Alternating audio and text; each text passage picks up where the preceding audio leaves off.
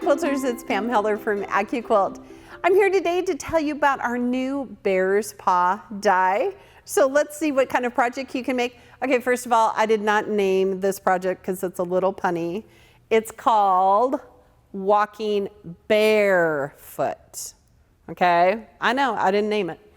But isn't this a cool block? It makes a 14-inch finished Bear's Paw block. So let's talk about how you can make it. First of all, you're going to need our new Bear's Paw die. So I need to show you a couple of things about it. It's really important when you're making this project that you read the directions, because when we put the pieces together, we're going to sew them mirror imaged. So it's really important to pay attention. So when you're getting ready to cut out all the pieces for your block and your quilt, what you're going to do is, this is shape A, these two shapes are B, this is C, and this is D. So when you're cutting with two-tone, because we're going to make a two-color quilt, the first color you're going to cut shapes A, B, and C. And then the second color, which in this case is white, we're going to cut B, C, and D. So I'll show you how to do it. It's really easy. All right, first of all, this is a two-tone foam, so it's going to show you really easy where you want to lay that fabric. We want to make sure lengthwise green is going back and forth across that die board. So you want to take that label right here, put it at your belly. Now you'll notice that our Bear's Paw die is a little bit smaller than most of our dies. That's so it can fit in our Go Baby, our Go, and our Go Big fabric cutter. So all three of them. Now I'm going to give you a little tip of the day. We're going to cut these half square triangles right here. Look how cute these are. All right. So when you're cutting half square triangles, you're going to cut more half square triangles than any other shape in the quilt. So first of all, since I'm just cutting these two shapes, so those 4 half square triangles, I'm going to take my ruler and I'm just going to measure the width of those two shapes. It's about 5.5 inches.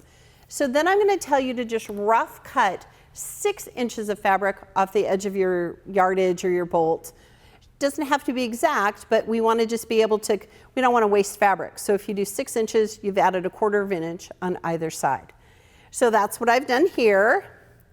Now I'm going to give you kind of a really cool tip. Since I'm going to sew these half square triangles together, I'm going to cut them together. So I'm going to put right sides together. Oh, I so love white on white fabric, okay? Make sure it's the right way. So I have right sides together. Now I'm just going to barely cover my half square triangles, and then I'm going to just fan fold back and forth across the die. Now quilters, make sure you're just barely covering that shape. We don't want you to waste fabric.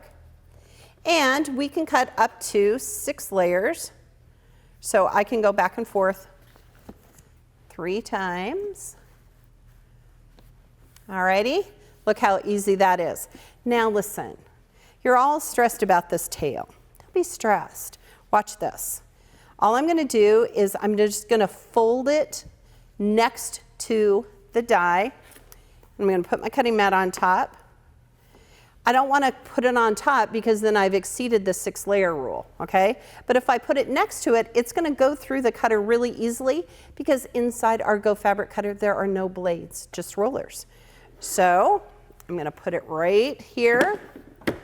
Now remember, this die you can use either in your Go or your Go Baby or your Go Big.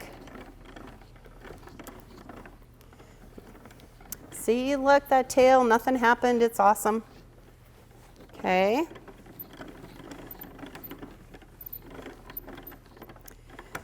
When I get to the other side, I'm going to take this and give it some love because that static builds up underneath those cutting mats, and slide that mat off, don't lift.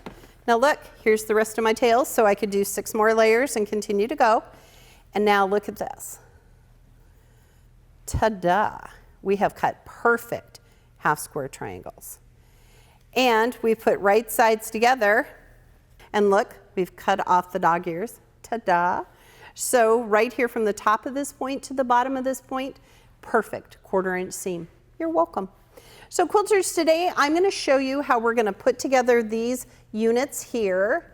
So these are just half square triangles that we've sewn together. And remember, we want to keep them mirror images. So maybe you want to have a stack that are facing one direction and a stack that are facing the other direction so that you don't make too many pieces. Again, you want to refer to that free pattern that's included in your die. So now I'm going to take my half square triangle. I'm going to tell you to cut all those pieces first. And then you can just chain stitch for days. You want to get you a piece of jumper fabric. So I have a little piece of jumper fabric right here, because if I try to sew that 1/4 inch right here from the top, it's going to bury my needle and then it's going to be crabby. All right, here we go. All right.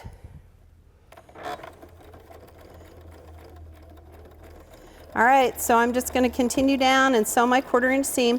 So quilters, I'm going to tell you this great story. When I first started quilting 20 years ago, Bear's Paw was one of the first blocks that I ever cut. And I was really excited because it's such a traditional pattern and I really was excited to make the quilt. I never finished the quilt because I could never get those dog ears straight. And so I have an unfinished project that I'm never ever going to finish. All right, now we're going to give it a press. All right, so now I'm just going to set that seam. We're quilters, we press to the dark side. And remember, you just want to press. You don't want to iron and stretch out that fabric. So I'm going to press it right here. Now look how pretty that is. So quilters, I would sew these two pieces together to create this unit. And then I would follow the instructions to continue to build the units for each one of the blocks. So we would add a square here, a rectangle here. You would want to follow those instructions. So remember, our Bear's Paw block finishes to 14 inches, which is huge, which is what I love. So think about it. You could make a table runner or a wall hanging. You could make a really fun bed runner. Wouldn't that be fun in flannels?